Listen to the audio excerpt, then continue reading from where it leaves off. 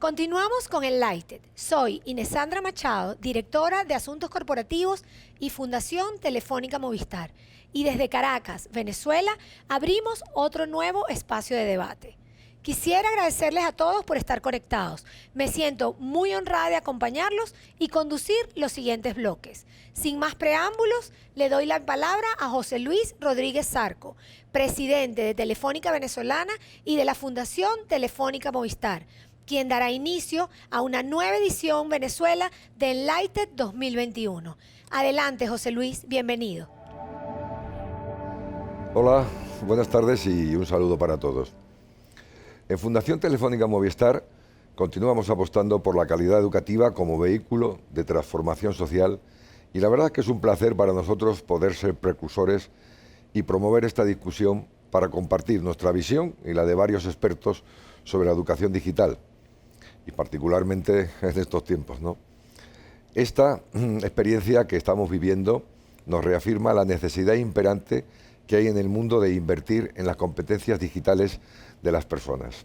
En el caso de la Fundación Telefónica Movistar, en Venezuela, nos retamos el año pasado a continuar nuestros proyectos sociales en formato digital para continuar nuestro aporte a las sociedades, bueno, a pesar de las restricciones y dificultades impuestas por la pandemia.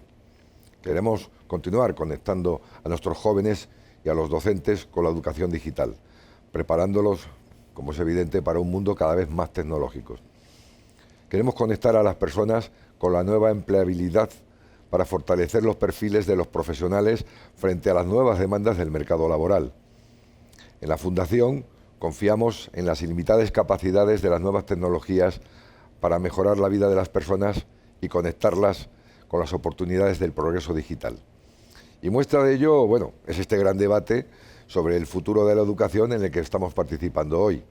Esta cuarta edición de Enlighted es sin duda una oportunidad invaluable para intercambiar ideas y reflexionar sobre los retos planteados sobre la educación y la empleabilidad en la era digital.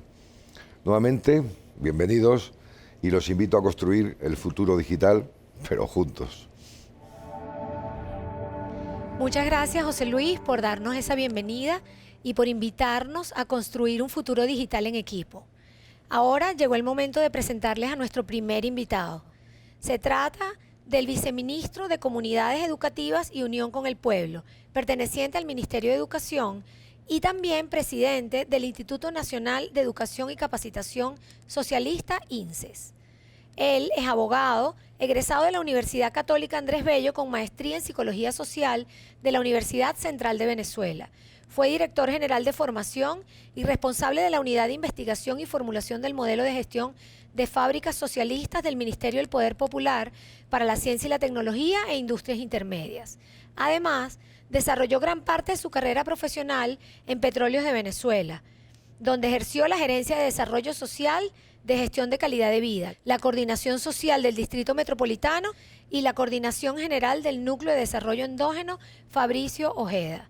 De igual forma, se ha desempeñado en varios roles en la Administración Pública Nacional, liderando proyectos jurídicos de planificación, derechos humanos, investigación social y formación. Bienvenido, Winkelmann Ángel Paredes.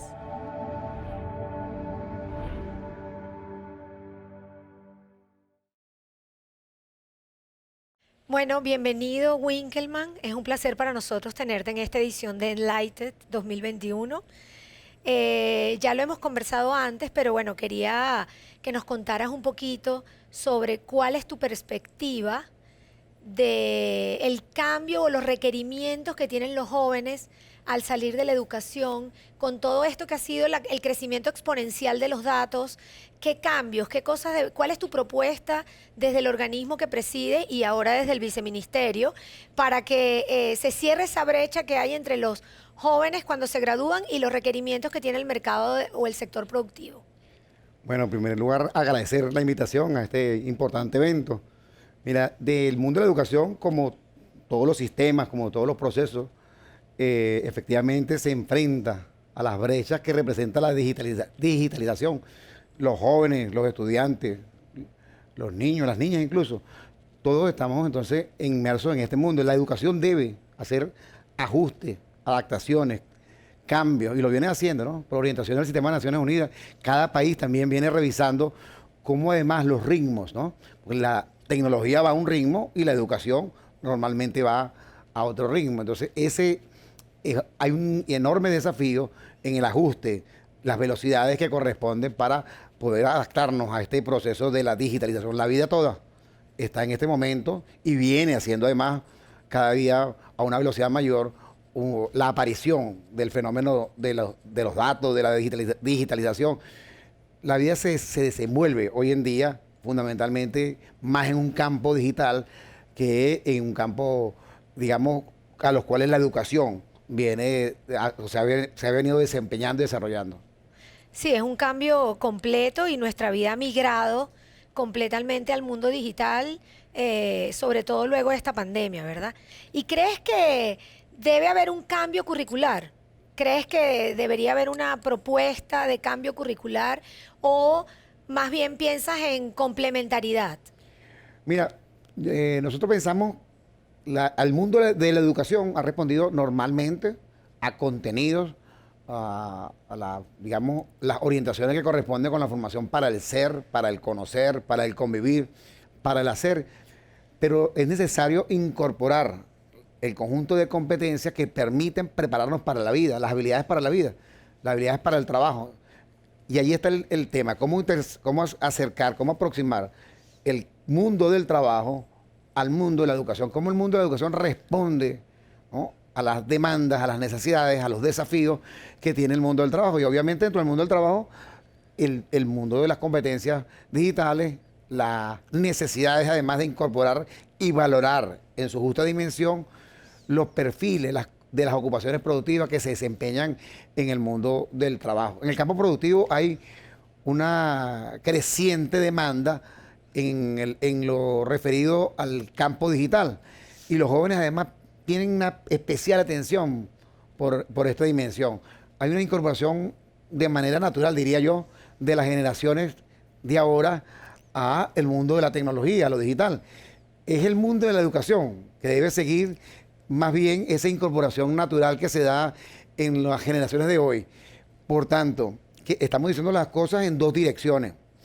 En primer lugar, valorar el desempeño, la formación técnica, la formación para el hacer, de esa cuarta dimensión, que además del ser, del conocer, del convivir, es propio de cualquier sistema educativo, la formación del hacer, que en nuestro caso en Venezuela venimos además trabajando desde el sistema de formación técnica profesional, que el mundo todo lo viene abordando también en el diálogo con los sistemas educativos.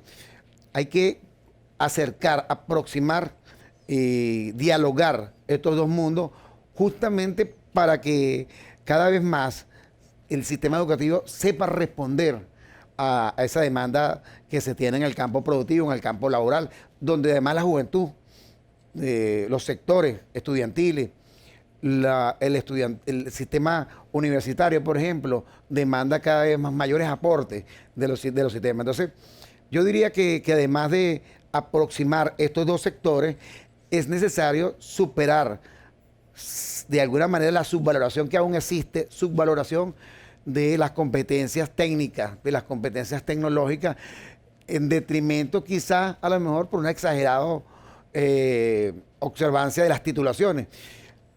Como bien decías tú, debe ser complementario. Es decir, hay un recorrido en las titulaciones, en educación media, en educación universitaria, en cualquier parte del mundo. Pero dentro de ese recorrido de las titulaciones, se hace estrictamente necesario incorporar estrategias educativas, didácticas, y yo diría hasta lúdicas, que familiarizan al educando con lo que se enfrenta en el campo real. Y agrego más, en la medida de lo posible, incorporar el enfoque de la formación dual.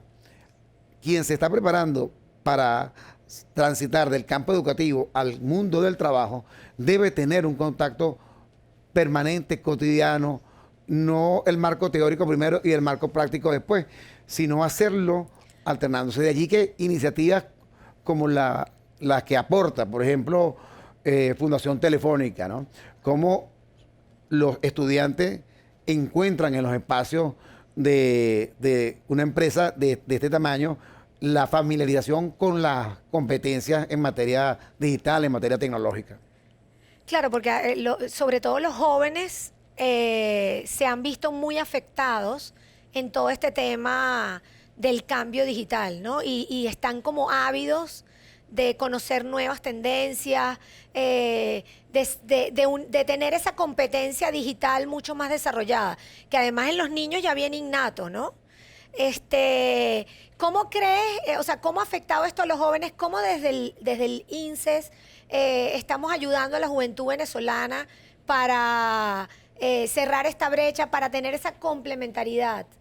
Si nos podrías contar un poquito, que bueno, ya Sí. hay experiencias muy valiosas en ese tema. Primero acompañándolos, ¿no?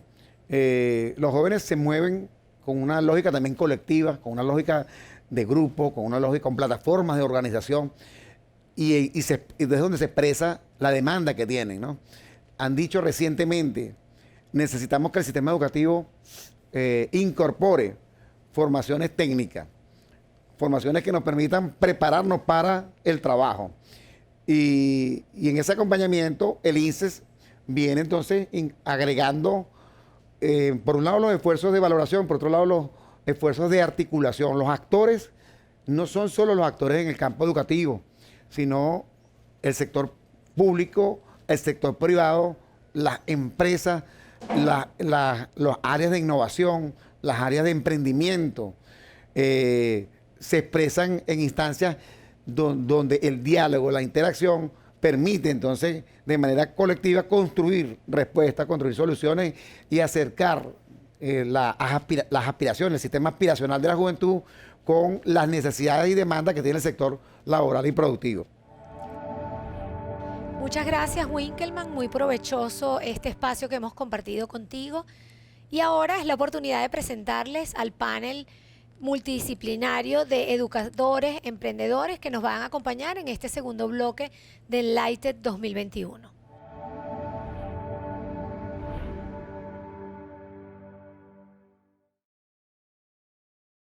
En primer lugar, nos acompaña Mariano Herrera, quien posee una maestría y doctorado en Ciencias de la Educación de la Universidad de París 8. Es fundador y director del Centro de Investigaciones Culturales y Educativas y experto en el diseño de políticas públicas educativas y proyectos de mejora escolar en educación pública y privada. En 2020 fue consultor del BID para la reapertura de las escuelas durante el COVID-19 en República Dominicana y actualmente se desempeña como consultor internacional en áreas de gestión educativa y pedagogía basadas en evidencias. También está con nosotros el día de hoy Alexandra Ranzolín, quien es licenciada en Comunicación Social, con maestría en Ciencia de Educación, mención Procesos y Aprendizaje y el área de Comunicación y Educación. Es doctora del Programa de Comunicación de la Universidad de Huelva bajo la línea Alfabetización Mediática. Actualmente se desempeña como decano de la Facultad de Ciencias de Educación de la Universidad Metropolitana. Además, también forma parte de este panel Osvaldo Burgos, quien es especialista en producción multimedia de la diseminación de conocimientos. Osvaldo tiene un doctorado en comunicación y música de la Universidad de Málaga y una especialización en comunicación organizacional de la Universidad Católica Andrés Bello. Fue asesor en el área tecnológica para el sistema de actualización docente del profesorado de la Universidad Central de Venezuela. Ha sido profesor en la Universidad Católica Andrés Bello y ha trabajado en proyectos educativos para la Universidad Simón Bolívar. Actualmente, Osvaldo se desempeña como consultor del Banco Interamericano de Desarrollo en la producción de contenidos para cursos masivos en línea. Contamos con la presencia también de Lisette Rojas, CEO y cofundadora de la plataforma educativa Tricks and Tracks, quien es abogada de formación con un título en el MIB de la Universidad de Wollongong, Australia. Actualmente se desempeña como Country Lead de Venezuela y miembro de la Academia para la Organización de Finlandia 100 Organization. También trabaja implementando el programa de formación de superhéroes Tricks and Tracks en escuelas de Venezuela, Estados Unidos y en otros lugares del mundo, bajo la metodología Educación de Pares y juego de roles, empoderando a los jóvenes para que descubran sus pasiones y sus talentos. Por último, nos acompaña Juan José Pocaterra, CEO y cofundador de Vicua, una startup dedicada al desarrollo de soluciones tecnológicas para ciudades inteligentes, reconocida por Forbes como una de las 30 startups más prometedoras de América Latina. Es un joven economista y abogado, quien también es director de la Asociación de Jóvenes Empresarios de Venezuela y miembro del Consejo sobre el Futuro de las Ciudades y del Consejo sobre el Futuro del Emprendimiento del Foro Económico Mundial. Es Young Global Leader del Foro Económico Mundial, cohorte 2018, y además es embajador de Venezuela al One Young World Summit. Bueno, ya con la información de las personas que nos acompañan en este panel, vamos a iniciar entonces con la logística de las preguntas. Yo voy a hacer una pregunta y la idea es que todos tengamos oportunidad de dar nuestros comentarios y respuestas de acuerdo al sector y la especialización de cada uno de ustedes, ¿verdad? Entonces, bueno, vamos a comenzar con la primera. Sabemos que la implementación de la educación híbrida ya es un hecho en el mundo, internacionalmente y localmente, y en muchos países es hasta coyuntural, ¿no? También sabemos la importancia de la actualización en TICs, en educación TICs, para la formación de los jóvenes y los niños. Entonces, ¿cómo podemos construir una educación de calidad que, si bien nos ayude en este proceso de actualización, también prepare a nuestras generaciones para el futuro? O sea, aquí quisiera primero tener la visión de Mariano desde su punto de vista de la educación primaria.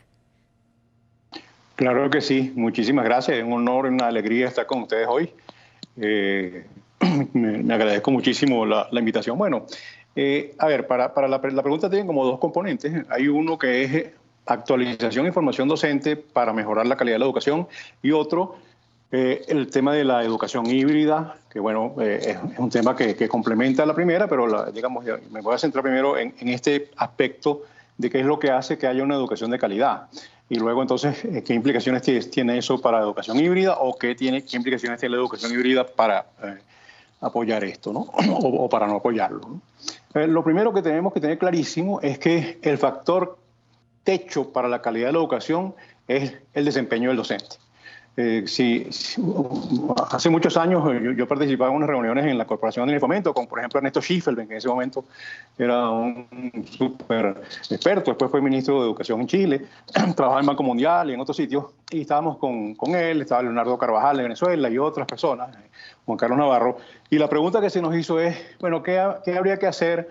Y se hablaba en ese momento de currículum. ¿Cambiar el currículo para mejorar el sistema, o qué es lo que hay que hacer? Y bueno, la respuesta que yo di, y la mantengo hoy, es: un buen docente con un mal currículum enseña mucho más que un mal docente con un buen currículum, ¿no? De manera que el centro del aprendizaje, aun cuando no nos guste decirlo, es la docencia. Últimamente, pues, el énfasis en el niño, que el niño es el centro de todo, que tiene que estar alegre, que no sé qué, ha opacado la importancia del docente. Y eso yo considero que le ha hecho mucho daño a la educación, porque incluso se ha hasta prohibido la palabra enseñanza. Y la verdad es que a mí me encanta que me enseñen. Yo puedo aprender muchas cosas, pero no si no me las enseñan. Y a uno le enseña un video de YouTube, una charla TED, un libro que uno lee y un buen profesor. O sea, todas esas cosas son las que enseñan, ¿no? Pero me tienen que enseñar. O sea, el ser humano, el cerebro humano, trae muchas cosas que se pueden aprender sin que uno le enseñe, como por ejemplo hablar, pero otras no, como por ejemplo leer y escribir, ¿no? O matemáticas. Ninguna de esas dos cosas viene en el cerebro. Sí viene en el cerebro gatear, caminar y hablar. Viene ya porque el ser humano tiene más de 100.000 años, el Homo sapiens, pero la escritura no tiene sino como mucho 6.000 años si hablamos de los fenicios, pero generalizada y universalizada tendrá 50 años, ¿no?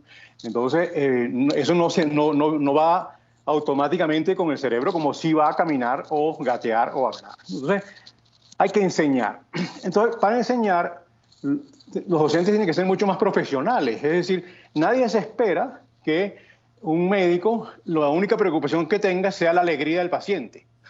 El médico tiene que saber que tiene el paciente. Por supuesto, lo tiene que tratar bien, en el consultorio tiene que hablar, tiene que conocerlo, tiene que saber muchas cosas del paciente, pero no como antes, que nada más hacía el diagnóstico y se leía. Pero tampoco puede ser que solo lo conozca, también tiene que hacer un diagnóstico profesional, con herramientas profesionales basadas en evidencia científica acerca de cómo funciona la anatomía humana. Pues este es el gran vacío que tiene la formación docente y la actualización de docente, que es que casi ninguna de las técnicas que se utilizan en el aula y que se enseñan en las universidades, porque eso va junto, o en los cursos de capacitación, está basado en evidencia científica, sino en modas pedagógicas. Y voy a hacer un ejemplo que va a tumbar piso de muchos de ustedes, a lo mejor, y me van a perdonar porque a veces suena agresivo, pero no hay ninguna fuente de información válida que avale científicamente, por ejemplo, los estilos de aprendizaje. Eso no está probado que funcione como método pedagógico. Tampoco está probado Gardner y sus inteligencias múltiples. Eso no tiene evidencia científica. Que exista o no, yo no lo sé, pero no tiene evidencia científica. Pero en cambio hay otras cosas que sí tienen evidencia científica y que no se le enseñan a los docentes, ¿no? Porque las universidades se rigen más por modas pedagógicas que por justamente conceptos científicos validados empíricamente, como toda teoría científica, pues tiene que haber un cuerpo conceptual y una enorme cantidad de evidencias, o sea, de pruebas de que lo que ese cuerpo conceptual plantea efectivamente son hechos que existen. Sin embargo, está avanzando eso. La psicología cognitiva y parte de la neurociencia están avanzando sobre ese tema, pero los docentes están ajenos a eso. Entonces, en síntesis, ¿qué es lo que hace que haya un buen docente? Digamos, desde el punto de vista profesional, no desde el punto de vista vocacional, desde el punto de vista profesional. O sea, lo primero es que tengas clara la base conceptual de los dos elementos de la pedagogía, que es el corazón de la profesión, el aprendizaje y la enseñanza. Esos son los dos elementos que forman el corazón. Tiene que tener una base conceptual muy clara sobre cuáles son los elementos científicos que nos enseñan cómo aprende el ser humano y cómo aprende el ser humano en distintas edades, ¿no? Y luego cómo se enseña para que ese aprendizaje que puede existir efectivamente se dé. Eso es los métodos de enseñanza, la didáctica, se llamaba eso antes, ¿no? Bueno, todo eso es la pedagogía, que es el cuerpo central de la profesión docente. La segunda cosa es la caja de herramientas que la pedagogía tiene. Y la caja de herramientas incluye en este momento, y tiene mucha importancia, la tecnología educativa, pero no es lo único que hay en la caja de herramientas. Un buen docente probablemente tenga que utilizar las mismas didácticas, sea virtual, sea híbrido o sea presencial. Eso probablemente no cambie. Lo que cambia es el contexto en el que está trabajando. Si está trabajando presencial, cogerá de la caja de herramientas lo que sirve presencialmente. Si está trabajando virtualmente, tiene que tener en la caja de herramientas una serie de elementos, alicates, destornilladores que sirven para ese contexto.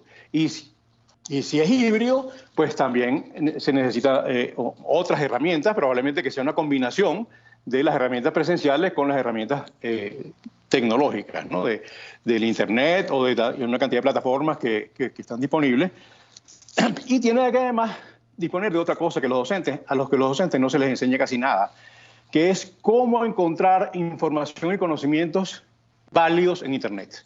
Es decir, porque no todo lo que existe en Internet como plataforma para enseñar matemáticas está basado en evidencia. Se basa en, ya sea asuntos comerciales, basados en eso que lo único que hay que hacer es que se divierta el niño, no forzosamente que aprenda, ¿no? O basados en modas que no tienen ninguna base científica. Y entonces eso tampoco sirve.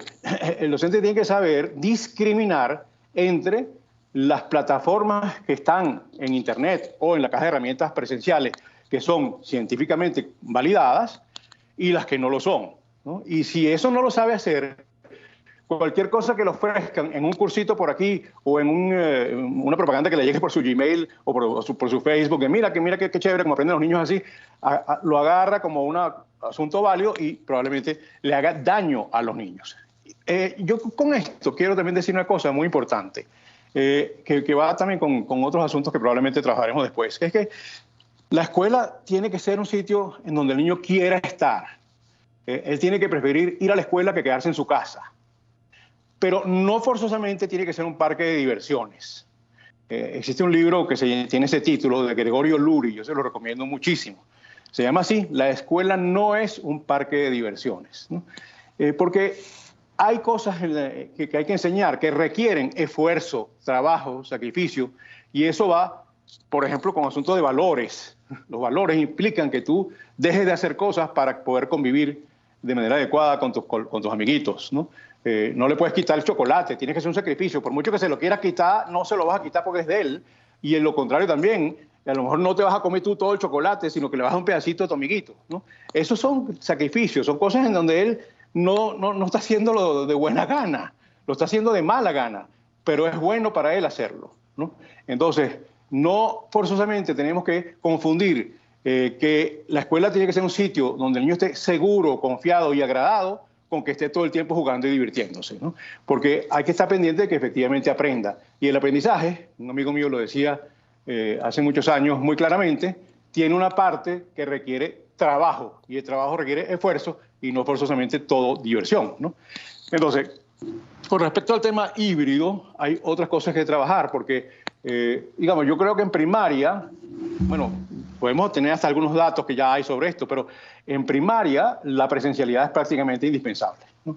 Porque se requiere socialización también, no solamente que el niño aprenda lo que le pasan por un WhatsApp o un video de YouTube, o lo que sea, o una plataforma tipo Grafogame o cualquiera de estas, sino también que conozca a otros niños. El niño no puede ser que su único círculo de conocimiento sea su familia y la esquina del barrio donde vive, ¿no? Y ya, de ahí no conoce más nada. Justamente la escuela está para integrar a los niños a la sociedad, conociendo niños diferentes, ¿no? Eso es un tema que hay que trabajar aparte, por esa razón, ¿no? Y por otro lado, bueno, lo híbrido implicaría, pues, que en todas las casas hubiera la misma calidad de conexión y la misma calidad de aparatos para conectarse, ¿no? Y eso no es cierto.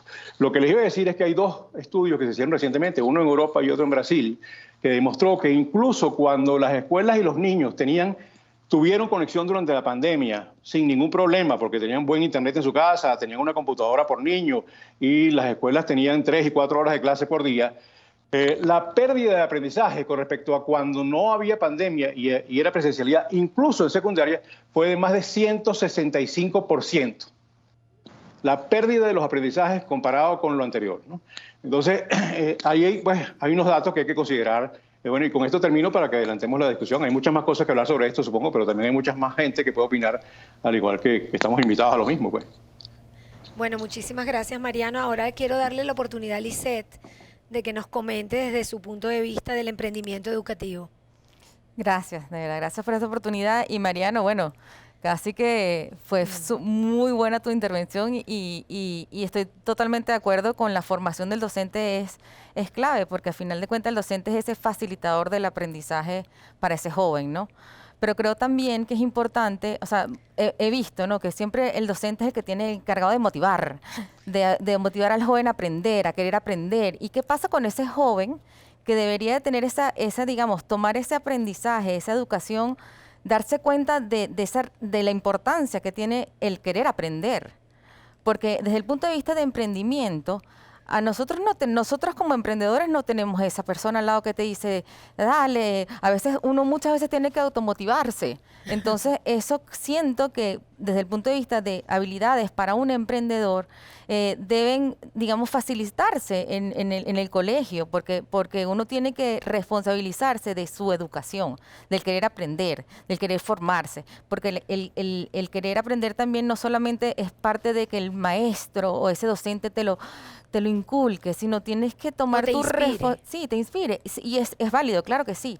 Pero como estudiantes tenemos que tener la responsabilidad, o sea, tomar la educación como nuestra, entender que es importante que nosotros queramos aprender. Entendemos que de repente habrá materias que no nos interesen más que una y que otra. Ok, pero al final uno mismo, o sea, sobre todo si vas a emprender, si vas a estar en el campo del emprendimiento, hay ciertas, digamos, habilidades, como el de la automotivación, la autogestión, que debes ir desarrollando y que es una de las cosas que hoy en día, digamos, como que están en el tapete, que forma parte de las habilidades del siglo XXI, que estamos tratando de inculcar a nuestros jóvenes que tengan esa capacidad de autogestionarse, que tengan esa capacidad de ser creativos, de crear, de querer hacer cosas, ¿ok? Sin tener que hacerlas por una nota. Nosotros, por ejemplo, decimos, bueno, recientemente hicimos una encuesta, ¿no? Donde les preguntábamos, ¿ustedes se conectan a la clase porque te dan nota o por una nota? Te sorprendería ver cómo el 60% respondía, me conecto por una nota. Entonces es triste, Sí. porque a final de cuentas, o sea, no. Pero claro, hay un tema que también viene del sistema, pues el sistema que poco a poco, bueno, eso irá, yo creo que se irá modernizando, digamos, de alguna manera. Pero es que, claro, nosotros tratamos en el momento bueno, digamos, a través del programa nosotros, es de enseñarlos a ellos más bien a que lo hagas porque te da nota, no por una nota, porque la vida real no tiene nota. La vida real es si tú puedes hacer, si tú puedes resolver, si tú puedes crear. ¿Ok? No va a haber nadie que te ponga, o sea, bueno, no sé, el 20, es que la nota me tiene tan, guau. Yo digo, no, Bueno, pero o ese es sea, un ¿cómo? esquema que viene desde los inicios, ¿no? Claro, y entonces ahí está el reto también de darles, de inspirarles, de transmitirles, de darles la oportunidad de que ellos puedan, digamos, adueñarse también de ese espacio educativo, ¿no? Donde ellos son parte también de esa creación, de esa intervención. No solamente es el docente, sino que es una conversación, porque al final la docencia tiene que ser una conversación, no es un monólogo. Entonces, bueno, eso es Sí, eso es parte de sumamente mi... importante el tema de la conversación y Sí. del involucramiento de ambos, ¿no? Sí, y creo entender que uno como docente, la persona que tienes al frente tuyo, ¿no? Que muchas veces también pasamos por alto, no sé. Entonces creo que es importante profundizar en cada uno de los individuos que tenemos y cómo nosotros como docentes podemos potenciar estos talentos, ¿no?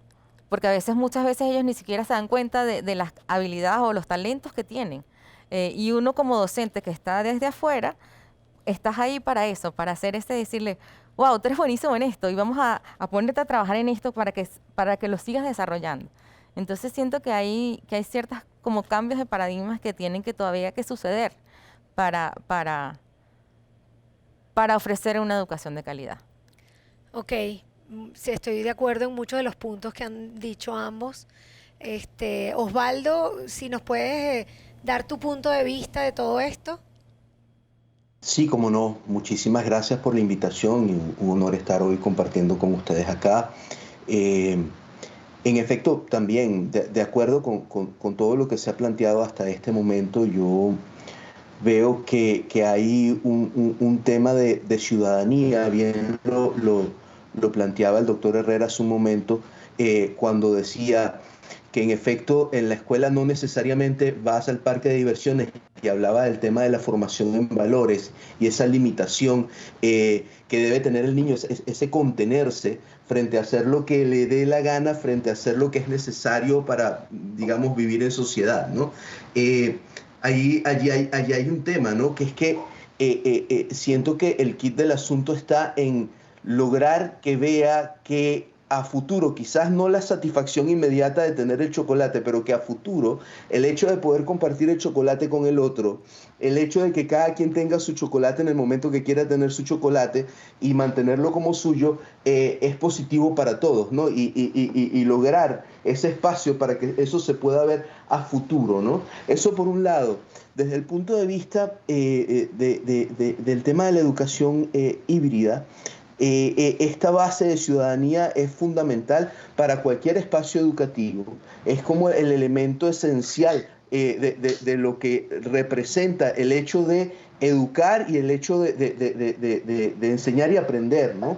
Ahora bien, hay todo un tema de infraestructura que necesita ser de alguna manera homologado para que de alguna forma todos puedan tener acceso a esos espacios educativos híbridos, y, por una parte, pero también ese sería un elemento de hardware, digamos, ¿no?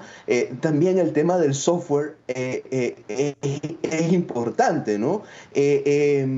Porque es justo allí donde está el contenido. Y entonces no es lo mismo, ¿verdad?, que enseñemos, como comentábamos hace un rato, en un espacio de una clase de matemática donde el profesor da sus ecuaciones y explica cómo despejar la X, a que de una forma muy creativa alguien de pronto desarrolla un juego, hablo de un caso concreto de un creador en Uruguay que hizo un juego que puso a niños de 3 y 4 años a resolver ecuaciones que normalmente harían personas de secundaria, ¿no?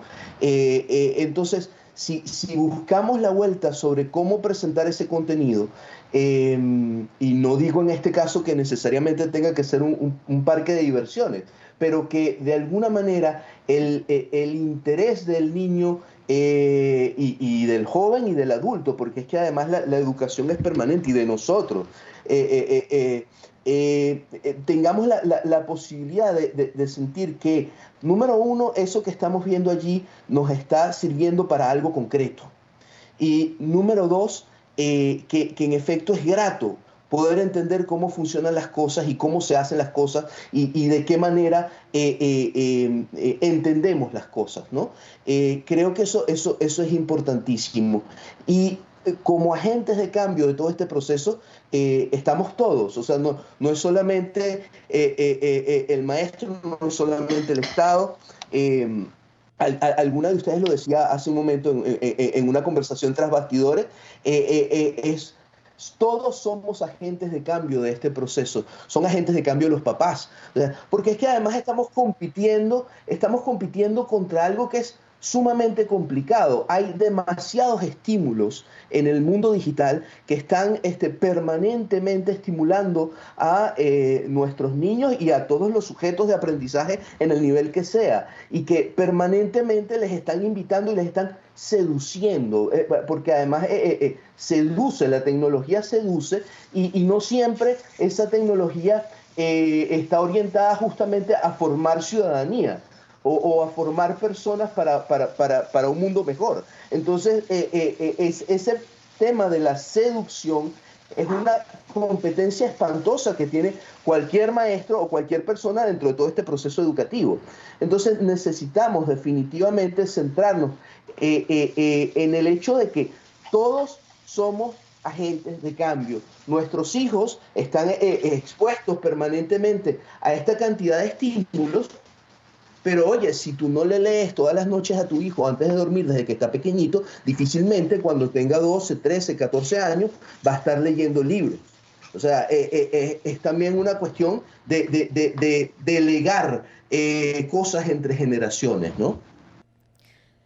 Gracias, Osvaldo. Bueno, ahora le doy la oportunidad a Alexandra a ver qué... Gracias por la invitación. Mariano, tengo una pregunta para ti. Siempre me inquieta el hecho de que nosotros podemos dotar al docente de esa caja de herramientas, podemos ofrecerle digamos, una guía para realizar su trabajo en aula, podemos ayudarle a entender cómo aminorar esas distracciones del mundo virtual, pero en el fondo, dentro de tanta dificultad también personal y humana de nuestros docentes, ¿qué los sostiene como pilar frente a todos estos retos que deben, con los que se encuentran día a día? ¿Cuál es ese pilar que ves que realmente ayuda a que nuestros docentes desarrollen, cumplan y se sientan felices cumpliendo su vocación?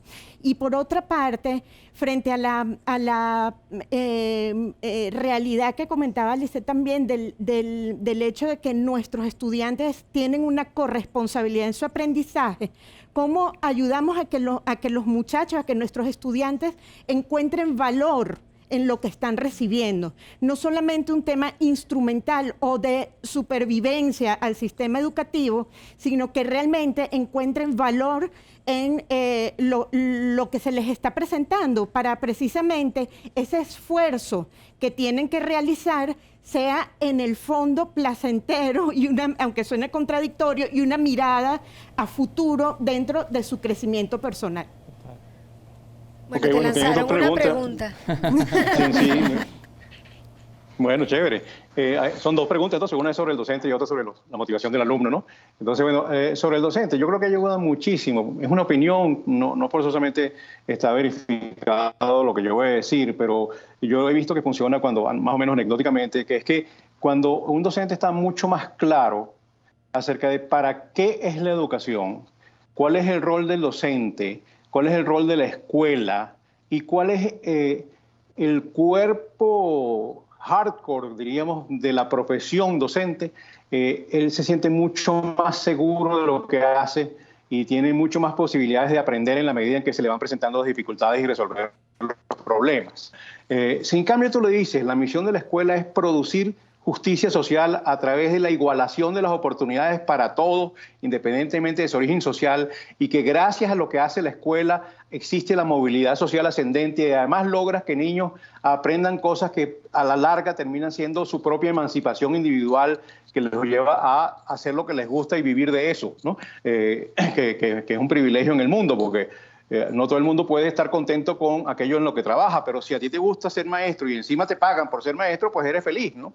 Entonces, pero para eso hay que aclararlo y ese rol no solamente es de la sociedad, sino es de las universidades, es de los ministerios de educación y es de todos nosotros los que estamos de alguna manera trabajando en esto. Es decir, hay que aclararle al maestro cuál es su rol, pero no solamente desde el punto de vista de que de su vocación individual, porque eso es válido y es importante, pero es también de las consecuencias que tiene que un niño aprenda o que no aprenda, de qué significa la igualdad de oportunidades, para qué está la escuela dentro de todo ese contexto y cuál es además es el rol y el concepto de docencia profesional, del docente como un profesional, como lo es un médico, un abogado o ingeniero, el valor que eso tiene para la sociedad, el valor que eso tiene para los niños y el valor que tiene para él mismo, para una persona, con el que tú domines, con herramientas que tú sabes que funcionan porque no las has probado tú, sino que están probadas científicamente y además a ti te han funcionado, ¿no? Entonces, eso es, digamos, para mí lo que más hace que tú te sientas conforme con tu profesión. Pero yo sí creo que nosotros, desde donde podamos y de donde estemos, tenemos que buscar una manera de ayudar a los docentes y apoyarlos en la comprensión de su rol, del rol de la educación y del rol de la escuela, y de cómo él puede apoyarse en herramientas que nosotros a lo mejor les podemos decir dónde están, cómo están y dónde buscarlas, no sé, en YouTube o lo que sea, para que él encuentre entonces mejores resultados de su trabajo. Y aquí entonces me uno a la segunda pregunta. Hemos hablado mucho de motivación. Bueno, la neurociencia y la psicología cognitiva han publicado los últimos 10 años de qué trata la motivación en educación. Y bueno, por supuesto que uno tiene que lograr una motivación al entrar a clase. Pues uno no puede llegar con una cara de perro y decirle a los docentes, abran el libro en la página 47 y empiecen a leer. Si tú haces eso, pues olvídate, todo el mundo se... Bueno, y se han visto casos. Hasta te tirarán un papelito en lo que... No, sí, claro que se han visto casos, pero si tú saludas bien, eres un tipo que ya te conocen, en fin, hay una serie de elementos, por supuesto, que son de empatía, de conocerlos, de disfrutar, de que ellos vean que tú los disfrutas, que tú los conoces, etc. Eso es lo primero. Pero la motivación que más funciona para lograr aprendizaje no es esa. Es la que viene después de haber aprendido. Cuando tú le das al niño la oportunidad de aprendizaje y él haciendo lo que tú le propones hacer, ¿no?, logra lo que él se propone, lo que él entiende que tiene que lograr, porque no forzosamente es él mismo el que lo escogió, está en el programa, es la actividad que está decidida para ese día, etcétera. Pero él ve que eso que a lo mejor él no quería hacer, lo hizo, le salió muy bien y aprendió mucho, y eso se pasa cada día o a lo mejor cada hora de clase. Olvídate de otras motivaciones. Él va a querer siempre aprender, porque esa es la satisfacción más grande. Yo no sé si a ustedes les pasa. Yo cuando oigo una buena charla o leo un buen libro, quedo con ganas de contársela a todo el mundo, ¿no? Y a mi hijo le pasaba. Mi hijo tuvo un súper profesor de física, ¿no?, en un colegio en Francia, que son súper exigentes con esas cosas. Él estudió con el sistema francés. Y él llegaba a mi casa en la tarde, después de las tareas, después de todo. En Francia las tareas se hacen en la escuela, no en la casa. Después les explico por qué, si quieren. En todo caso, él llega acá a la casa ya habiendo hecho su tarea a las 5 de la tarde, y lo que tenía ganas era decirme cosas que había aprendido. Me dice, papá, ¿por qué? ¿Tú sabes por qué el carbono 14 detecta la edad de los restos arqueológicos? Eso me lo quería explicar él, porque se lo había explicado al profesor de física en la mañana. Y el profesor de física era un tipo de 28 años, no era un señor, ¿eh? O sea, eso lo encontraba en la discoteca, digamos, en la noche. Pero sabía y enseñaba muy bien, ¿no? Y esa satisfacción de aprender es la mayor motivación para seguir aprendiendo. Eso no lo estoy diciendo yo, ¿eh? Yo les recomiendo muchísimo el libro de Henry Ruiz Martín, que se llama ¿Cómo aprendemos? Es del año 2019. todo esto que les estoy diciendo está ahí fundamentado con todos los estudios que lo justifican, ¿no? Que lo respaldan científicamente. Entonces, ese tema es muy importante. O sea, uno lo que tiene que lograr, por supuesto, es lograr que te atiendan, lograr que los alumnos hagan las actividades que efectivamente tú crees que van a generar el aprendizaje pretendido en esa hora de clase, pero el mejor elemento de motivación es el haber aprendido y haber recibido esa satisfacción personal de decir, caramba, lo que no sabía esta mañana ahora sí lo sé y se lo quiero contar a mi papá. Eso es lo que más da ganas de ir a la escuela al día siguiente. Sí, indudablemente. Y bueno, para cerrar esta ronda, viene Juan José. No, bueno, aquí no me atrevería a decir tanto porque al final yo soy el emprendedor residente acá y que quizás le pongo otra perspectiva, como diría el doctor Herrera. Yo hoy siento que estoy aprendiendo muchísimo y ustedes me están enseñando con esto. Y yo lo que trataría de poner el foco es que creo que toda esta conversación tiene una relevancia que a veces dejamos por fuera. Y es que todo el tema educativo tiene especial importancia porque es lo que marca cómo estamos preparados como sociedad para el futuro del trabajo que se requiere para ser más productivos y para poder generar un desarrollo sostenible como país, como entorno, como grupo, póngale el tamaño o la dimensión que queramos.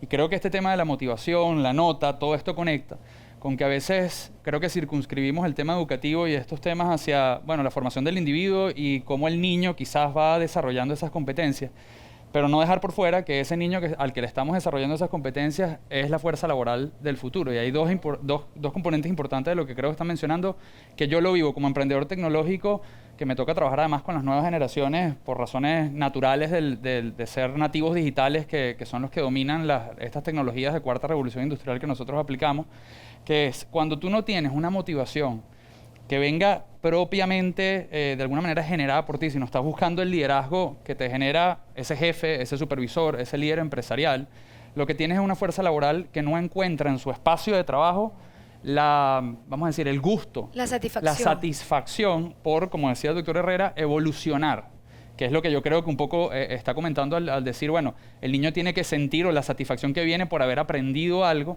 En el caso de la fuerza laboral es igual. Tiene que venir de una satisfacción, no por la remuneración que voy a recibir, que ahí conecta con la nota, sino por lo que eso me genera a mí como individuo que está todo el tiempo aprendiendo, porque al final ese proceso nunca para, nunca se detiene, especialmente si quieres evolucionar con los cambios que vienen acompañando a la sociedad. Y creo que ahí por eso el tema de la nota, ese punto que tú tocabas, es demasiado relevante, porque ahí lo que estamos enseñando y no nos damos cuenta es que la satisfacción de una tarea realizada es la remuneración que recibo a cambio.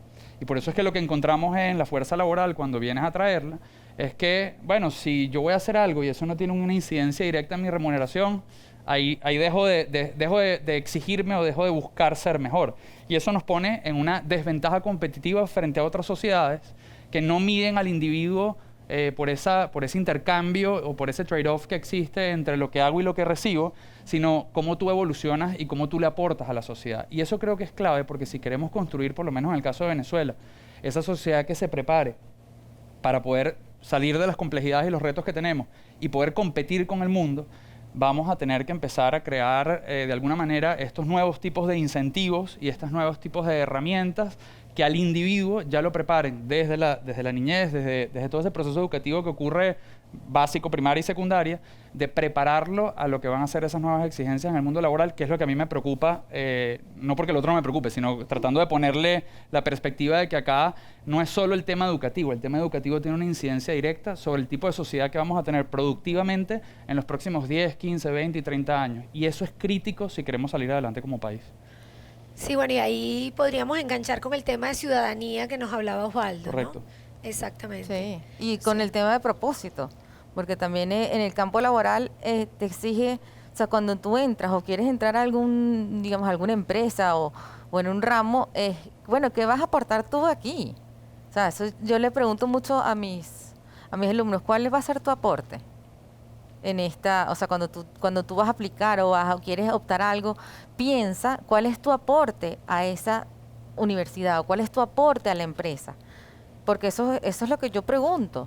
¿Cuál va a ser tu aporte? O sea, ¿por qué tú eres especial? Dime, o sea, saber que tú te puedas conocer, identificar qué tienes tú. O sea, ¿cuál es ¿Cuál es tu talento? ¿Cuál es tu talento? Claro. ¿Cuál es esa salsa mágica que tú tienes para yo considerarlo como que eres tú y no es ella? Entonces, es difícil, o sea, digamos como que, y siento que eso hay que formarlo desde el colegio, no desde o sea, ya llegaste a la universidad y es tarde. Creo que hay cosas que tenemos que adoptar más temprano que tarde, ¿ok? Porque esa identificación, ese poder de identificar quién soy, cuál es mi talento y qué tengo para ofrecer a la sociedad, es muy importante para después llegar a este... Es que lo retador es que esas reglas que marcas ahí definen la cultura laboral que construimos en la sociedad. Y eso parte desde la niñez, desde la infancia. O sea, lo que tú estás enseñando ahí, de cómo nos medimos, cómo competimos, cómo además de alguna manera colaboramos y compartimos, todo eso que está dentro del ecosistema es lo que marca el tipo de sociedad que tenemos desde el punto de vista productivo hacia adelante, y creo que es una de las cosas donde nosotros, particularmente en Venezuela, no hemos creado tanta correlación, no hemos conectado un poco lo que decía el profesor Herrera en el cuento de qué le dicen a los educadores de cuál es su propósito. Yo creo que no es solo el tema de enseñar y de formar y de llevar valores, es que estás moldeando la sociedad del futuro y estás moldeando la capacidad que vamos a tener como sociedad de poder aportarle algo a otras sociedades y al mundo en general. Y eso implica que entonces el reto que tienes no es minúsculo, es realmente la esencia y el fundamento de todo lo que está detrás de lo que hacemos. Son las bases del futuro. Para continuar con la agenda del día desde Caracas, vamos a compartir con ustedes unos videos del EA University y de la Fundación Telefónica Movistar. Espero que los disfruten.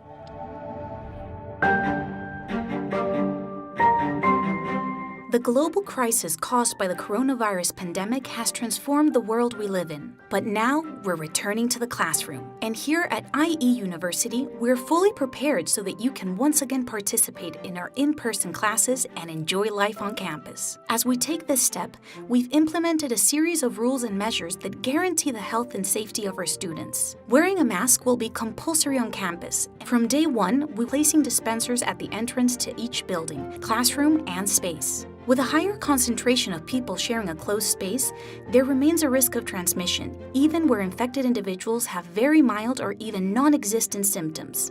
That's why we must constantly stay at the recommended distance of 1.5 meters from each other. The new signage system found all over campus will help us maintain this distance. In an effort to heighten our security and guarantee a safe environment, we have revised all the entrance and exit protocols of our buildings, classrooms, and spaces. There will be set access points for entering and exiting buildings to avoid crossing paths with each other. We have also installed thermal imaging cameras to detect the temperature of everyone entering campus facilities. As an additional measure, students will be the first to enter the classroom and sit down. The professor will always be the last one to enter and the first one to exit. Of course, students will always have the option of joining a class remotely thanks to our hybrid class. In any case, once the professor has entered, the classroom will be closed to new students. The professor's table will be cleared after each class, as will all of the students' ones. IE University is committed to this new safe experience. We see the cleanliness, hygiene, and disinfection of our campus facilities as a fundamental requirement for a new way of living, which is why we have a robot in place to disinfect surfaces at nighttime using UV rays. What's more, we've increased the number of cleaning staff on campus so that after each 90-minute class, the room can be quickly made ready for the next session. We know that there are a lot of us on campus, and that's why we've developed an app to help our students and staff monitor their health and where they can find assistance if needed. In order to guarantee our commitment to our students, colleagues, and staff, following these new procedures will be compulsory for everyone. As we start to adapt to our new normal, we have to remember that to be successful, we all have to commit to taking care of ourselves and taking care of each other. It's time to work together to promote the health and safety of our community. At IE University, we're ready. Are you?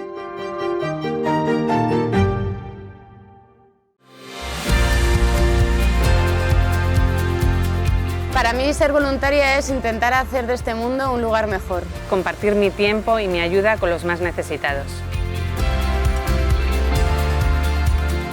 Decidí hacerme voluntario porque me gusta sentirme útil en la sociedad.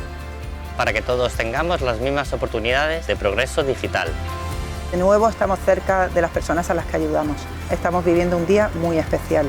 Mi motivación para ser voluntaria es estar cerca de los que lo necesitan en los momentos más difíciles.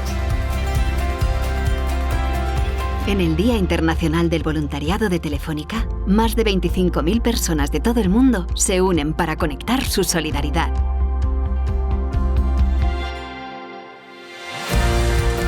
Gracias a todos ellos, es posible creer y crear un mundo donde la tecnología ayuda a mejorar la vida de los que más lo necesitan. Gracias por hacer que nadie se quede atrás. Decidí ser voluntaria para compartir una experiencia que nos haga más humanos. Descubrir lo mejor de mí misma y de mis compañeros. Voluntariado es ilusión, es corazón y es conexión. Esto nos hace mejores, esto hace mejor a esta compañía, esto hace mejor a lo que somos y por lo tanto hace que todo lo que hace Telefónica tenga un sentido especial.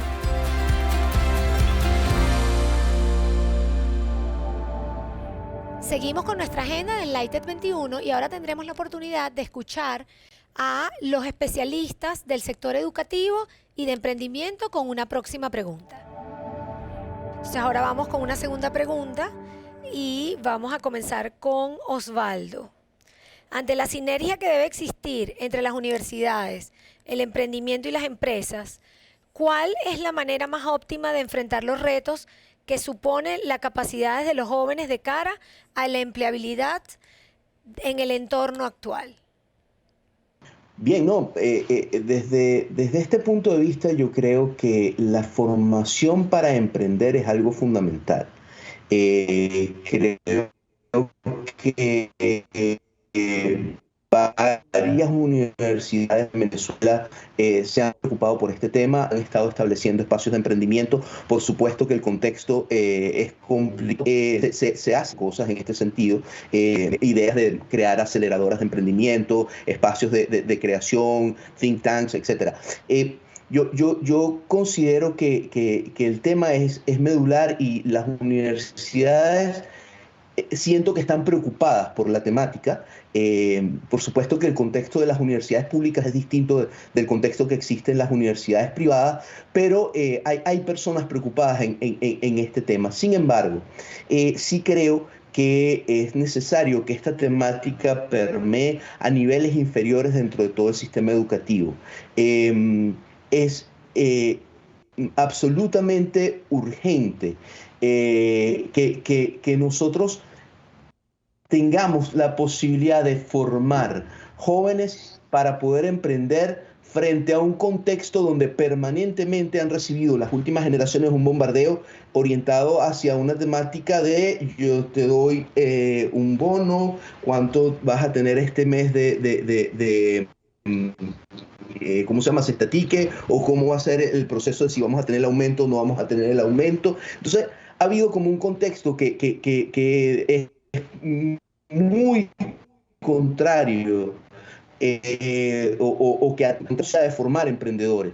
Y en ese sentido, la formación por una parte de los maestros, por otra parte de la gente en casa, es sustantiva en cuanto a brindarle a estos jóvenes la posibilidad de entender y ver el mundo como un espacio donde ellos pueden aportar algo y algo que beneficie a los demás y que a mediano o a largo plazo también implique un beneficio particular o personal.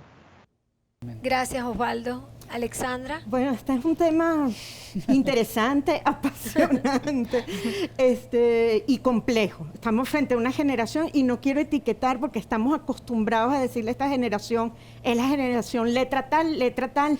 Yo creo que estamos frente a una generación con unas competencias, o a veces no con unas competencias, sino con el uso instrumental de ciertas herramientas, pero que tiene la misma necesidad de formación de todos los seres humanos, porque necesitamos el que sean atendidas las dimensiones que nos conforman. Es decir, todos apreciamos la justicia, la libertad, deseamos encontrar la verdad, podemos amar el conocimiento que nos pueda llevar a descubrir otras cosas. Entonces, dentro de esta realidad existencial que le es propia, digamos, al ser humano en cualquier etapa de su vida, si se despierta, y a lo largo de la historia de la humanidad, surge estas palabras: empresa, emprendimiento, investigación, universidad.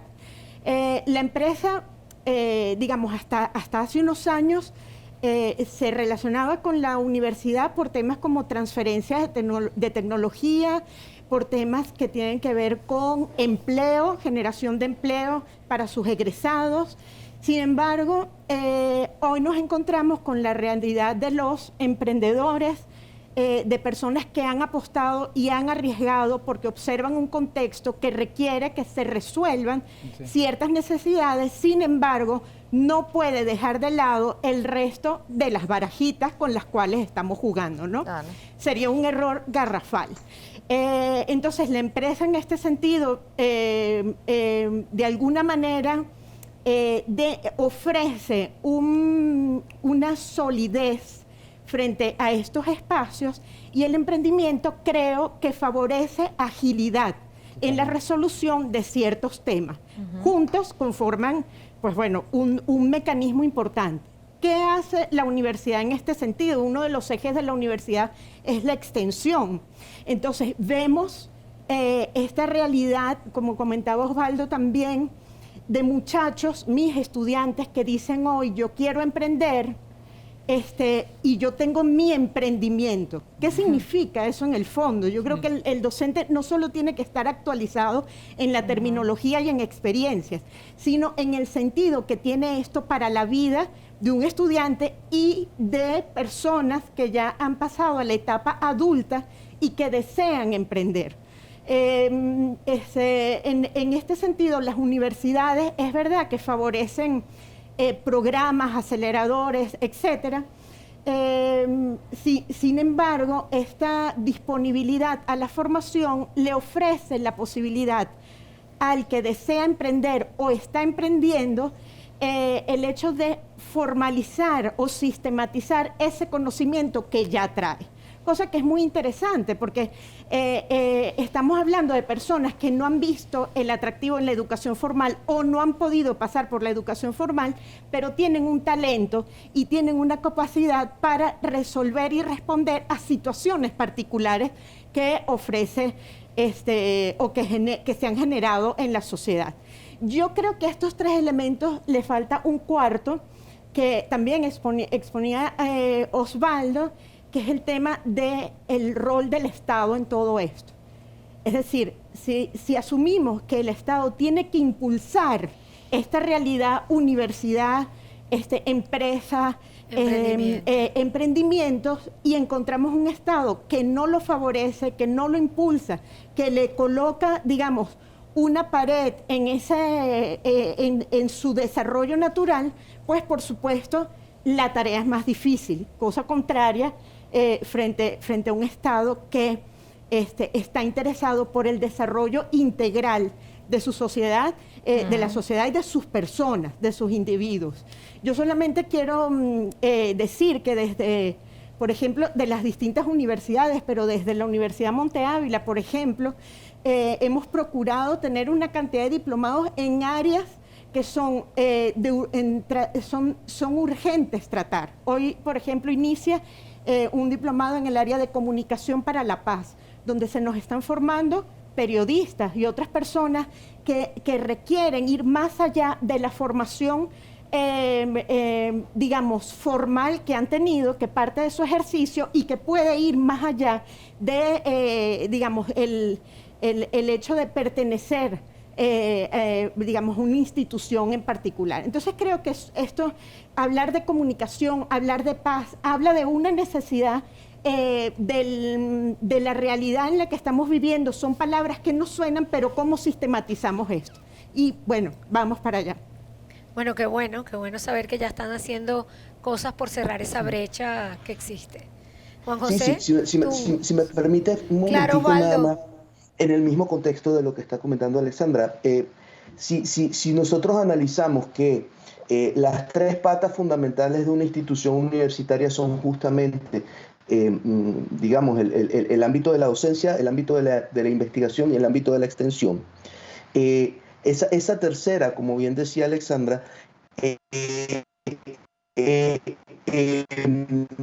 es como esa pata que permite poner la docencia al servicio de la sociedad. Y eso puede ser concebido de muchas formas distintas, pero una de ellas es justamente abrir espacios para que el propio estudiante que está desarrollando proyectos pueda buscar formas de aplicar eso que él está aprendiendo en ese contexto social específico y a partir de allí poder sacar, digamos, proyectos que le permitan abrirse un camino a él mismo en el futuro, pero además brindar un producto o un servicio concreto para ese contexto social donde se está desenvolviendo. Y yo creo que allí es donde las universidades tienen que apostar y es una sinergia que se puede dar justamente entre, digamos, el ámbito universitario, el ámbito de la empresa privada y el ámbito del Estado. Sí, yo aquí porque, como dice Alexandra, es un tema apasionante. Quería como comentar varias cosas. En una, me disculpan si sueno polémico con esto que voy a decir, pero yo creo que es un error llamarlo extensión. Y recuerdo que se lo comentaba en paz descanse al profesor Font de la Universidad Metropolitana cuando estábamos tratando de hacer una alianza para el desarrollo de un seminario de ciudades inteligentes con la Universidad Metropolitana y Vicua. Yo le decía, yo creo que no debe llamarse extensión porque eso plantea que ese matrimonio entre la aplicabilidad de la academia y, digamos, en el mundo empresarial o privado, viene posterior a que tú pasas por un proceso formativo. Y yo creo que es en paralelo. Es decir, no es que después tú vienes y lo aplicas. Y creo que haya habido o ha existido una ligera brecha que se ha dado en ese proceso que separa a la academia del sector privado. Y más bien eso es un matrimonio que, en mi opinión, es lo que garantiza que el modelo educativo y el sistema educativo como un todo tenga los recursos y la sostenibilidad, o sea, y sea capaz de sostenerse y evolucionar en el tiempo con inversión constante para ir mejorando tanto las herramientas que tenemos como la infraestructura con la que se cuenta, como de alguna manera la remuneración de ese educador que tiene el rol, como decía antes, yo creo que más fundamental, y no quiero dejar a nadie por fuera con otras profesiones, pero sin duda creo que es de los más esenciales en nuestras sociedades. Entonces, creo que lo primero que quiero decir con esto es, yo creo que el matrimonio tiene que venir o sea, de alguna manera metido dentro del proceso académico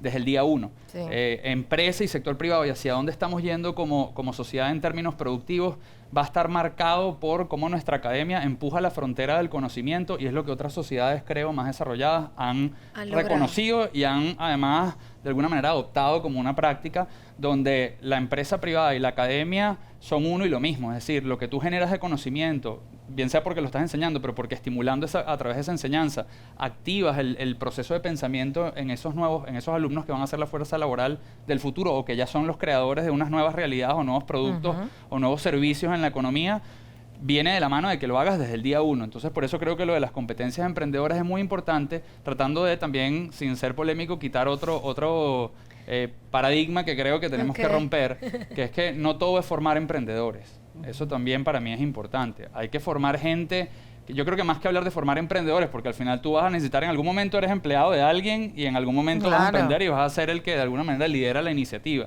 Y creo que a veces es un error solo hablar de formar emprendedores, porque entonces lo que estás diciendo, estás desmeritando al que no lo es. Y no, todos tienen un valor fundamental. Tú como emprendedor y el emprendedor que no entiende eso no llega lejos. Lo más importante que tienes es el equipo de trabajo y la captación de talentos que te acompaña, porque ni tú te las sabes todas, ni vas a poder liderar un proceso que realmente impacte y crezca con sus productos y servicios si no te rodeas de gente capaz que también son emprendedores a su manera, quizás intraemprendedores dentro de una organización, pero son los que están empujando el que ese producto y servicio pueda llegar. Entonces, de alguna forma, creo que más bien nuestra enseñanza desde el día uno tiene que ir hacia manejar emocionalmente y además a nivel de contenido y de conocimiento la incertidumbre. Porque lo que nos ha enseñado, creo yo, y nos está mostrando esta sociedad, y creo que la pandemia fue un reflejo de eso, es que pareciera que lo que se ha roto o lo que debe romperse versus las formas del pasado, donde yo recuerdo que mi papá no era tanto de eso, pero sí recuerdo que varios padres de mis amigos lo hacían. Bueno, tú gradúate, ten una buena formación, consigue un buen trabajo, ¿no? Para que ganes bien y tengas como una perspectiva hacia adelante cierta y como estable. Pero eso ya no existe. La sociedad nos está mostrando que de un momento a otro el mundo completo puede entrar en parálisis. Y no estamos hablando de que es que un país que le pasó algo por un desastre natural. Estamos hablando del mundo. Por algo, incluso sociedades hoy ya se están planteando cómo podemos nosotros conquistar otros planetas en el sistema. Entonces, cuando nosotros vemos esa realidad, creo que uno de los elementos más importantes sobre los cuales educar y preparar a nivel de habilidades a los jóvenes y porque creo que se hace desde muy joven, pero también yo creo que a la sociedad en general, es cómo tú te adaptas a lo incierto. Y a lo incierto desconocido. Yo tenía un profesor en Harvard que le agradezco muchísimo porque él usaba el ejemplo de Ernest Shackleton y su historia de cruzar por el Atlántico Norte y quedarse varado por no sé cuántos meses con su tripulación y cómo la incertidumbre la manejaban. Es que en verdad la sociedad hoy es completamente incierta y desconocida de dónde vamos a estar mañana.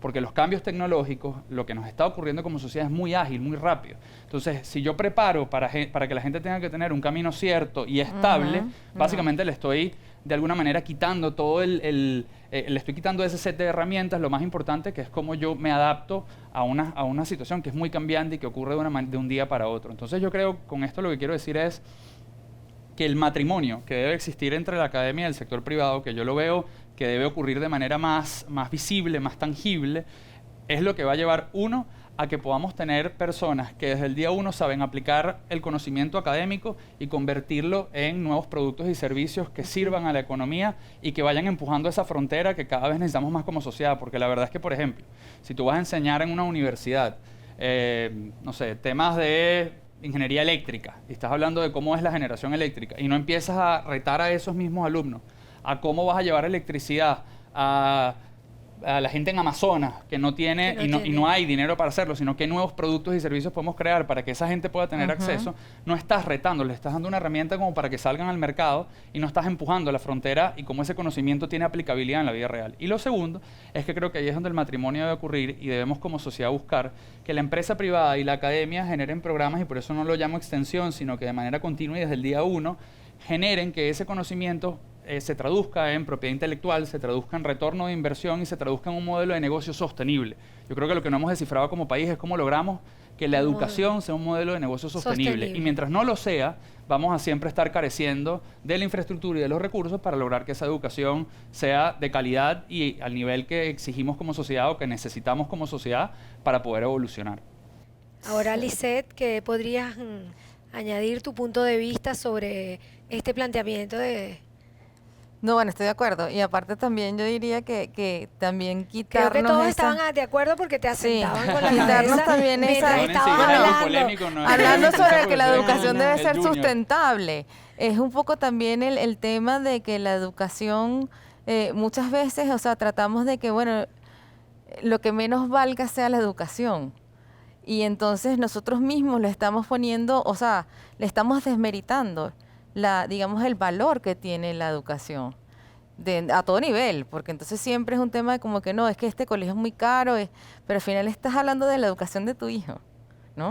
Entonces, ¿qué tanto quieres invertir tú digamos, en tu hijo? O bueno, puedes también, pero hay un tema también de capacidades, ¿no? pero siento que de alguna manera es un trabajo fuerte, ¿no? Porque también hay una brecha, ahorita con este tema de la pandemia se abrió una brecha gigantesca con todos los sectores vulnerables. Creo que todos tenemos de alguna manera que ser corresponsables de que estas cosas no sucedan, ¿no?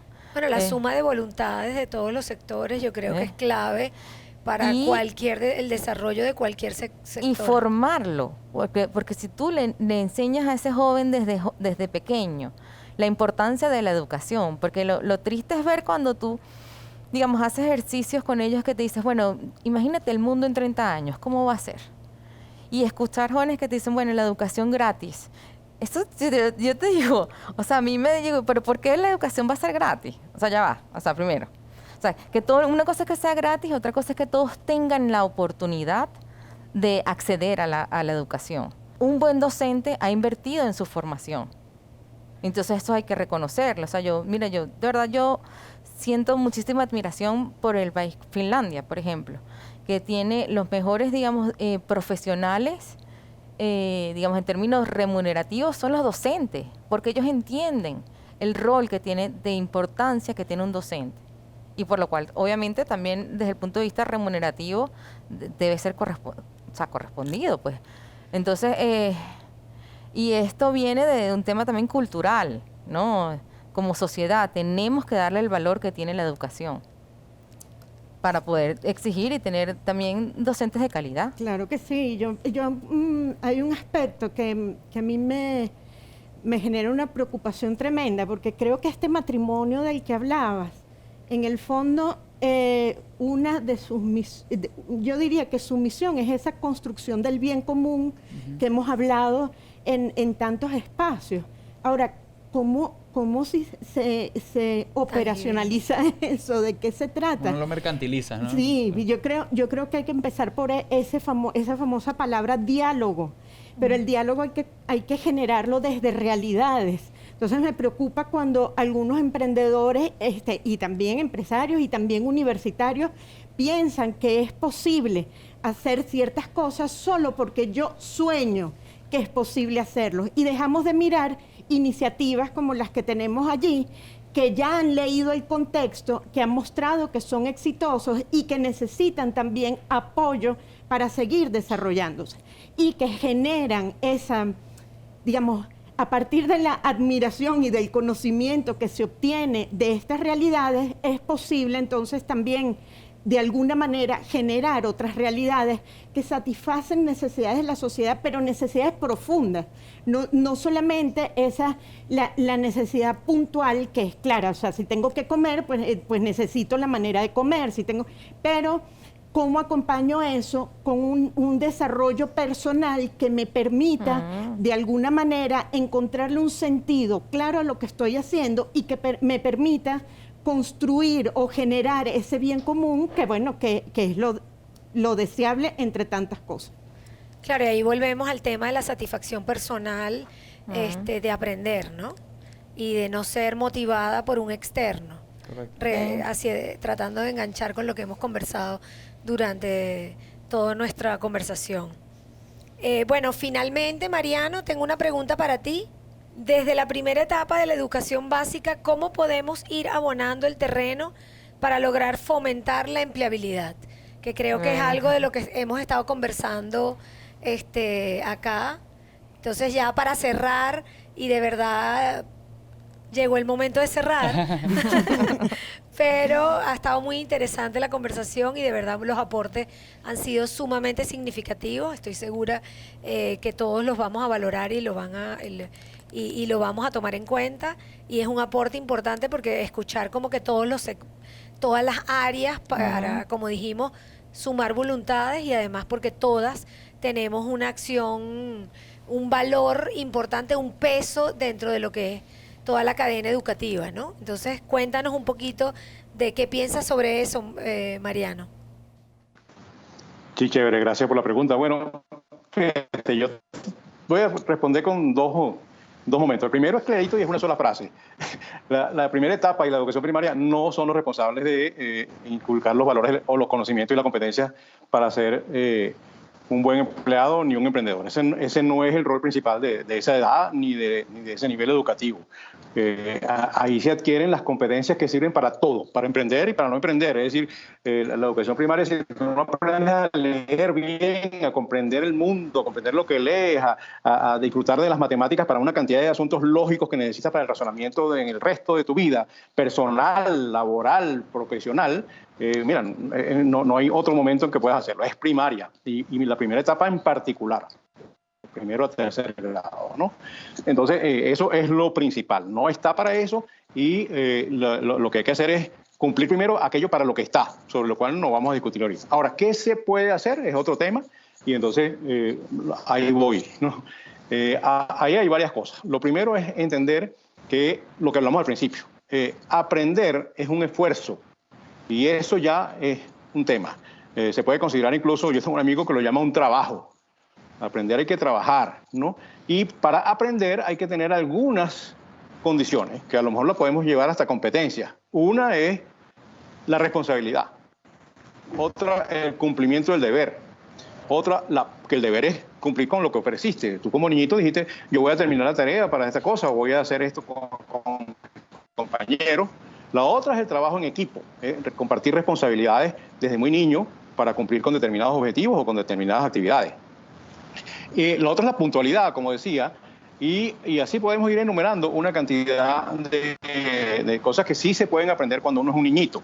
La otra, hay una importante que es asociar lo que produces con el esfuerzo que tuviste que hacer para producirlo, y al revés, asociar que tienes que hacer un esfuerzo si quieres lograr algo, ¿no? Es decir, hay que darle la vuelta para adelante y para atrás a eso, ¿no? Entonces, esas son cosas que sí se pueden aprender en primaria. Ahora, hay otros elementos, por ejemplo, elemento de simulación de la realidad. Eso no ha llegado a la escuela, pero puede llegar si hubiera iniciativa. Yo he visto algunas escuelas individuales que lo han hecho, pero no están ni remotamente generalizados. Pero a lo que me refiero es, no sé si ustedes conocen esos centros comerciales que hay en México y ahora están hasta en Corea, que se llaman Kidzania, ¿no? Si no conocen, googleenlo. Kid de niño y Zania con Z. Kidzania. Es chileno. Eso es mexicano. Se inició en México, justamente un emprendedor mexicano con muchísima iniciativa. Dijo, mira, los papás no saben qué hacer con los niños en un centro comercial. Yo les voy a decir qué cosas pueden hacer. Y entonces construyó en un centro comercial una mini ciudad donde al niño, para entrar, le dan una mínima cantidad de dinero en billetes tipo monopolio, y él ahí tiene que decidir si ese dinero lo mete en el banco o si lo gasta. Y tiene entonces una calle en la cual hay una peluquería, una venta de caramelos, un servicio de bomberos, un banco, un servicio de salud, un comercio, no sé qué, una cantidad de cosas grandes, como una ciudad, ¿no? Chiquitica para los niñitos de 2, 3, 4, 5 y hasta para 12 años hay cosas, ¿no?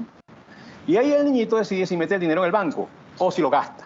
Él lo decide, pero cuando lo gasta se da cuenta que no tiene más dinero, entonces no puede comprar nada de lo que hay por ahí. Y entonces el ayudante de Kidzania, que está con los niños ahí, le dice, bueno, pero si quieres dinero puedes trabajar, ¿no? Y entonces, ¿en qué quieres trabajar? ¿En la peluquería? ¿En el servicio médico? ¿Quieres ser bombero? El chamo decide y entonces ve que tiene que estar como, no sé, 10 minutos, porque lo máximo que pueden estar ahí es como 3 horas, ¿no? Eso tiene un costo, por supuesto, el papá tiene que pagarle $20 a Kidzania para entrar, ¿no? En la entrada. Sí, pero el niño puede comprar entonces un caramelo, bueno, eso es lo que se llama simulación de la realidad.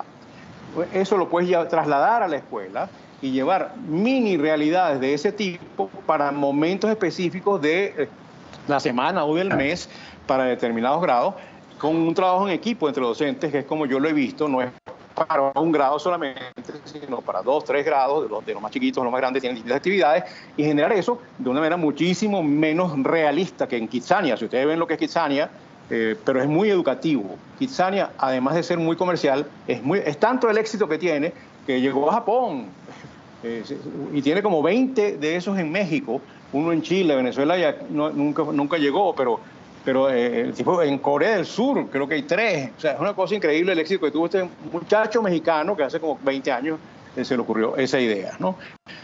Y el otro ejemplo que tengo ya no es tan para niños tan chiquiticos, pero puede ser interesante. Yo he visto, por ejemplo, el colegio Guayamurí en Margarita.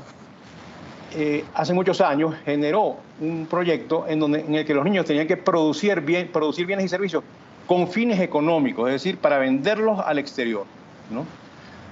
Y se les ocurrieron muchas cosas, algunas cosas tecnológicas, otras artesanales, otras de servicio público, que producían dinero.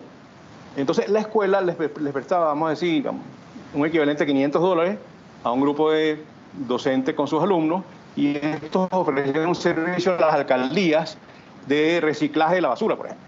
La alcaldía le pagaba a la escuela y con eso la escuela recuperaba el dinero que le pidió prestado a este grupito de alumnos y con su profesor para comprar las máquinas del reciclaje y para todas las cosas que se necesitan para esto, pues la movilización de los niños para buscar las cosas y tal. Y eso generaba pues en los niños no solamente entender que hace falta dinero, sino lo que es un emprendimiento, cómo se hace la contabilidad, cómo se lleva adelante cada uno de los elementos de cada realidad. Porque una cosa es, por ejemplo, cuando trabajaban con un servicio público como ese de la basura, otro fue apoyar a artesanos del barro y de la arcilla que producían cosas en unos pueblitos de Margarita, a llevar mejor su contabilidad y a producir mejores beneficios para los propios productores, ¿no? Y eso fue otra iniciativa de los niños, y así como esta te puedo contar 20. Eso también es una cosa interesante. Ahora, para los niños pequeños, repito, hay esos dos elementos, digamos, de primero, tercer grado y hasta sexto, esos dos elementos esenciales. Lo primero es entender conceptos que sirven para toda la vida, así como leer y escribir. Responsabilidad, puntualidad, cumplimiento del deber, ¿no? Cumplimiento del ofrecido y todo lo que va con eso. Y luego, entonces, también elementos de simulación de la realidad económica o comercial o de fábrica. Eso se tiene que hacer a través de lo que se llamaba en Venezuela proyectos de escuela o proyectos educativos institucionales que, en función de que los directivos se pongan de acuerdo con los docentes, generan una planificación. Esto requiere una planificación bastante compleja, por supuesto, pero no imposible, en donde los docentes se ponen de acuerdo para simular pequeños espacios y tiempos de realidad simulada, ¿no? Promover esos espacios de realidad simulada en los cuales haya ese tipo de... Depende pues de lo que quieras hacer. Si quieres que el niño conozca, no sé, el ambiente industrial o el ambiente bancario o el ambiente, qué sé yo, pues, ¿no? Hay distintas posibilidades, no todo a la vez, no vas a poder todo a la vez, ¿no? Entonces hay que hacerlo en la medida de las posibilidades. Otras iniciativas que yo he visto es cómo se organizan los niños para ellos preparar sus propios espacios de conocimiento de lo que a ellos más les gusta para el tiempo libre, ya sea arte, música, teatro, cosas de esas, o cosas más bien relacionadas con la ciencia.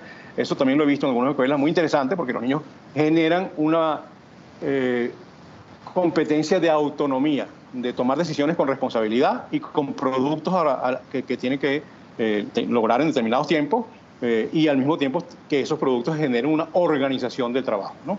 Eso también lo he visto, y un poquito mayores ya de cuarto grado en adelante. Eso es como yo lo veo. Ahora, también hay unos ejemplos gigantescos, pero ya para niños mucho más grandes. Me está preocupando de primera etapa, pero hay ejemplos en Europa pero muy significativos, porque el Estado se incorpora. Es decir, en Francia, por ejemplo, el empresario puede decidir si la tasa, o sea, el impuesto de aprendizaje se lo paga al Estado o a una escuela. Entonces tú puedes ir a Martinica, que es territorio francés, yo esto lo viví, y ahí se prueban carros de Fórmula 1 en liceos de quinto año de bachillerato. De Fórmula 1, están ahí, Ferrari, la otra cosa, los que sean, ¿no? Entonces, otra es los helicópteros Alouette, otro una fábrica de polímeros, otro hoteles de 5, 3, 4 y 2 estrellas. Todo eso asociado, como decían antes, a la empresa privada. La empresa privada es quien forma a los niños junto con los profesores de la escuela, por supuesto, en una serie de cosas, pero aporta una enorme cantidad de dinero que permite que sea sustentable, porque a la empresa le interesa que esos niños estén bien formados, ¿no? Y por otro lado, le aporta mucho dinero a la escuela, incluso para el mantenimiento, ¿no? Entonces, este es un ejemplo que no es para niños, pero lo quería dar, puesto que aquí se habló de iniciativas de emprendimiento en que se asocien la escuela y la empresa, y este es un ejemplo donde están asociados empresa, educación y el Estado, porque el Estado le da la libertad al empresario de pagar esa tasa de aprendizaje a quien quiera. Por supuesto, tiene unos requisitos mínimos, obviamente, pues estoy echando el cuento muy corto, ¿no? Entonces, por ahí van las cosas. Pero lo más importante es la escuela de primero a tercer grado tiene como responsabilidad principal que el niño alcance las competencias y los conocimientos básicos que le van a servir para todo, para luego adquirir las competencias de emprendedor y de empleabilidad, que le garanticen empleabilidad, y para muchísimas otras cosas relacionadas con su emancipación personal. Si esa base no se da en primaria, no se da en ninguna otra parte. Entonces, por eso es que es importante saber que hay posibilidades de tener iniciativas para que haya actividades que ayudan a la mentalidad productiva y responsable que requieren la empleabilidad y el emprendimiento, pero ese no es el rol principal de esos grados. Eso es mi opinión. Bueno, creo que con esto cerramos el ciclo ya, y de verdad, una vez más, muchísimas gracias a cada uno de ustedes por haber aceptado esta invitación y por haber hecho tan nutritivo esta conversación de Enlighted 2021. Gracias. Gracias a ustedes. Gracias. Gracias a los panelistas que participaron en este debate tan enriquecedor, del que nos llevamos varios aprendizajes. El más importante, sin duda, es que todos somos agentes de cambio. El docente como columna vertebral del proceso de enseñanza y aprendizaje para lograr la calidad educativa. La escuela, que es la base de la formación ciudadana, ya que es el espacio natural que brinda las herramientas y habilidades que permitirán incluir a los niños en la sociedad. Pero no solo debemos dejar esta responsabilidad al docente. Los estudiantes y padres deben compartir esa corresponsabilidad y entender la importancia del aprendizaje, sobre todo si la meta final es emprender. En este proceso también es clave el rol de la academia y las empresas, que deben actuar en sinergia en todos los niveles de la educación.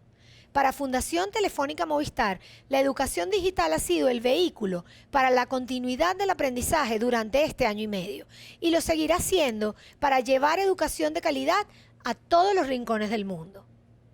Ha sido para mí un inmenso placer acompañarlos desde Caracas, Venezuela, en esta edición híbrida de Enlighted 2021. Muchas gracias a todos por conectarse y a nuestros aliados EA University y South Summit. Nos vemos en una próxima oportunidad.